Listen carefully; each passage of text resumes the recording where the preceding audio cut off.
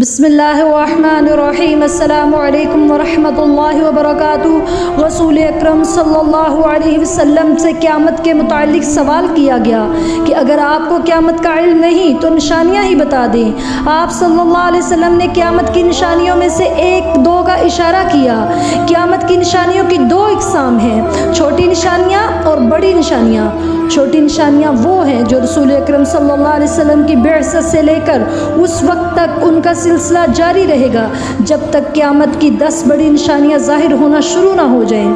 کون سی چھوٹی نشانیاں ہیں؟ نمبر 1، رسول اکرم صلی اللہ علیہ وسلم نے فرمایا یہ بھی قیامت کی نشانی ہے، مجھے اللہ نے مبعوث کیا ہے، میں قیامت کے قریب مبعوث ہوا ہوں۔ جس طرح 2 انگلیاں قریب ہیں اسی طرح قیامت اور میری بعثت قریب ہے۔ دوسری نشانی، ایک وقت آئے گا قیامت کی نشانی یہ ہوگی، علم اٹھ جائے گا اور جہالت عام ہو جائے گی اور قتل و غارت بھی عام ہو جائے گی۔ راج ہوگا تو جہالت کا ہوگا۔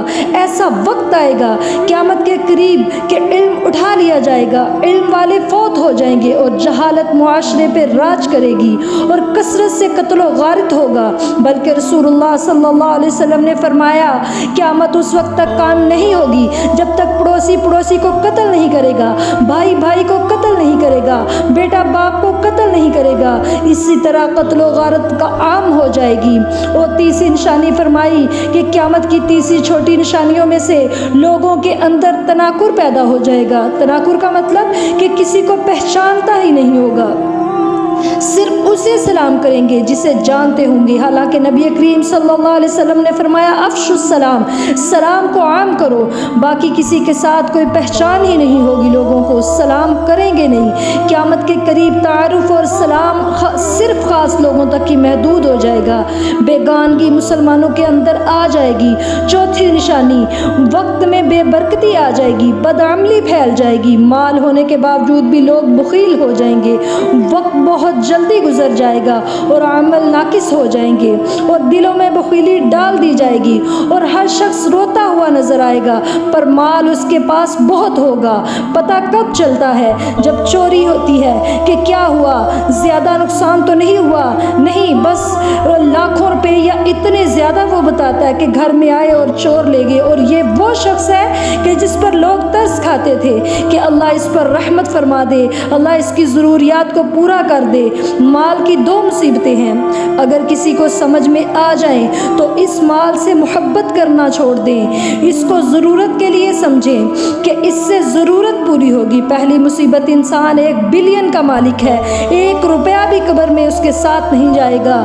اب کسی بھی عقل مند درزی سے کہہ دیں چلو اور کچھ نہیں تو صرف 2 جیبیں جو ہیں وہ میرے کفن کے ساتھ لگا دو، مگر وہ نہیں ایسا کرے گا۔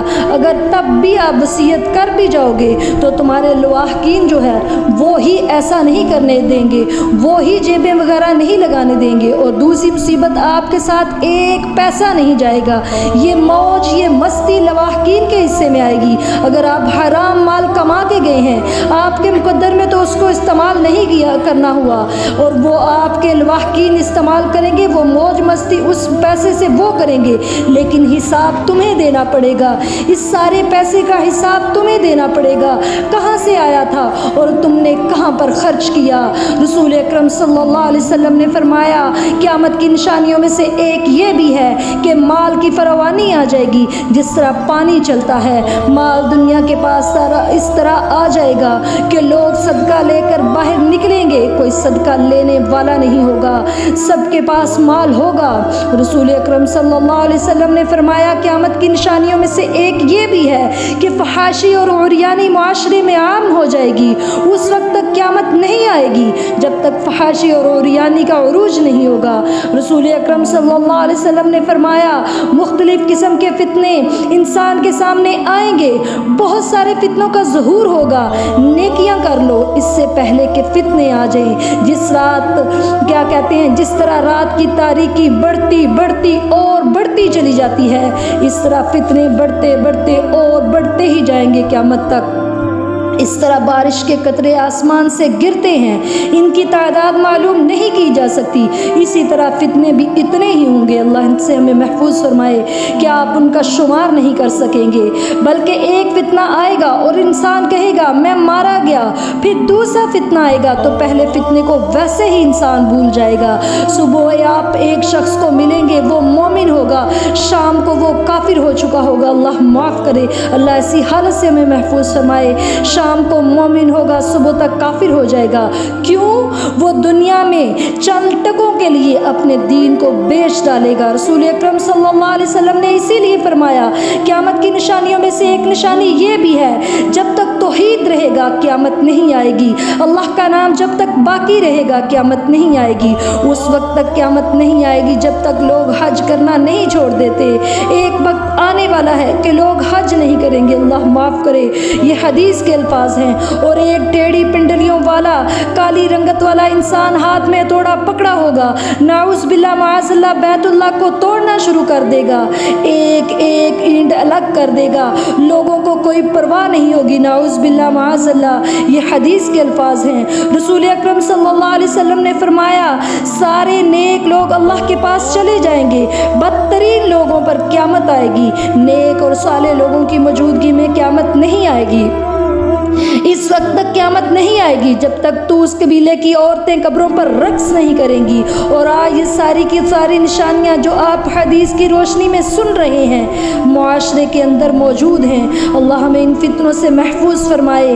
رسول اکرم صلی اللہ علیہ وسلم نے تو یہاں تک فرما دیا قیامت کی نشانیوں میں سے ایک نشانی یہ بھی ہے کہ لوگ اہل بدعت سے زیادہ علم حاصل کریں گے، بدعتیوں کا علم و رواں زیادہ ہوگا۔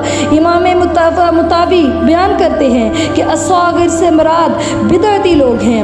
لوگ اس لیے مائل ہوں گے، آواز بڑی اچھی ہے، بات بڑے مزے کی ہے، لیکن اس کا ثبوت حدیث اور قرآن میں نہیں ہوگا، اس لیے ان کی باتوں کو، یہ باتیں ان کو اچھی لگیں گی۔ اور رسول اکرم صلی اللہ علیہ وسلم نے فرمایا تھا کہ ایک وقت آنے والا ہے قیامت کے نزدیک کچھ لوگ آئیں گے، ایسی حدیثیں اور قصے آپ کے پاس بنا کر لائیں گے، اور ہوں گے کون؟ کذابون، جھوٹے لوگ ہوں گے۔